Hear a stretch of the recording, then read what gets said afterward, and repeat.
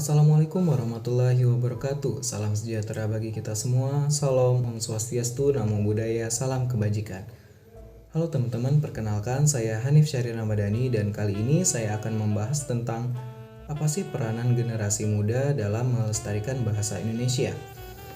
Teman-teman sekalian, masihkah kita mengingat bahwa bahasa Indonesia dimasukkan dalam salah satu poin Sumpah Pemuda karena bahasa Indonesia merupakan salah satu alat pemersatu bangsa. Terlebih, Indonesia terdiri dari ribuan suku bangsa dengan keunikannya masing-masing.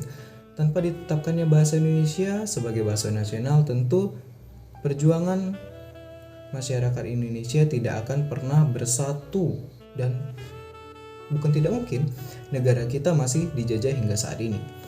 Jika hari ini kita melihat penggunaan bahasa Indonesia, bisa dikatakan derajat penggunaannya berada di posisi kedua paling atas dari bahasa asing.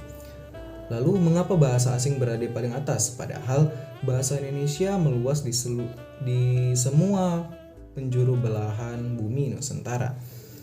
Tidak lain adalah karena hilangnya jati diri bahasa Indonesia di beberapa penuturnya. Bahasa asing dianggap lebih keren daripada bahasa Indonesia. Bahasa Indonesia dinilai cenderung lebih kaku, membosankan, dan hanya terpaku pada pelajaran di kelas. Banyak yang menganggap bahwa sedari kecil kita sudah menggunakan bahasa Indonesia. Lalu mengapa harus mempelajarinya lagi? Ketahuilah bahwa mari kita renungkan.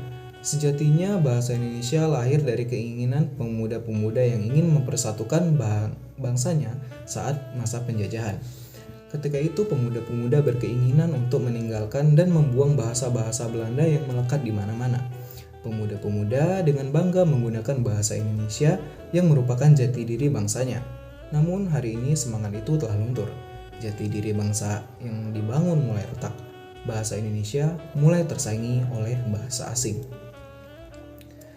Tren menggunakan bahasa gaul pun oleh generasi muda apabila menjadi kebiasaan pastinya akan membawa pengaruh yang buruk bagi kelestarian bahasa Indonesia. Pengaruh yang akan ditimbulkan ialah ketika kita sedang berada dalam situasi yang harusnya menggunakan bahasa Indonesia yang baik dan benar.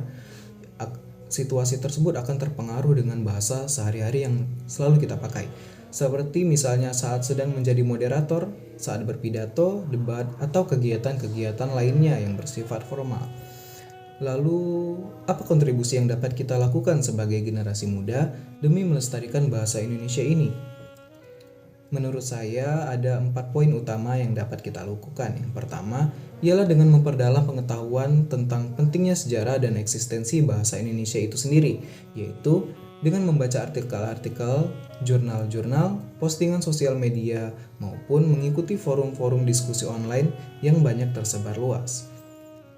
Lalu poin kedua adalah dengan menumbuhkan keinginan dan menerapkan bahasa Indonesia dalam kehidupan sehari-hari, seperti dalam berinteraksi di media sosial, percakapan sehari-hari, dalam berbagi informasi ke khalayak ramai, dan juga dalam mengenalkan bahasa Indonesia ke dalam ruang publik. Yang ketiga ialah mengikuti atau mengadakan kegiatan-kegiatan yang bersifat kebahasaan seperti lomba dan festival seni budaya bahasa Indonesia, webinar kebahasaan, dan mengadakan pojok literasi untuk masyarakat umum. Kemudian poin yang terakhir ialah poin yang keempat, yaitu dengan menanamkan nilai bahasa Indonesia pada lingkungan sekitar, seperti pada keluarga, teman, tetangga, sahabat karib, bahkan pada diri sendiri tentunya. Sekian dari saya, apabila ada kesalahan dalam menyampaikan saya mohon maaf, kepada Tuhan Yang Maha Kuasa saya mohon ampun. Saya akhiri, terima kasih atas perhatiannya. Wassalamualaikum warahmatullahi wabarakatuh. Salam sejahtera bagi kita semua. Salam Om Swastiastu, Namo Buddhaya, salam kebajikan.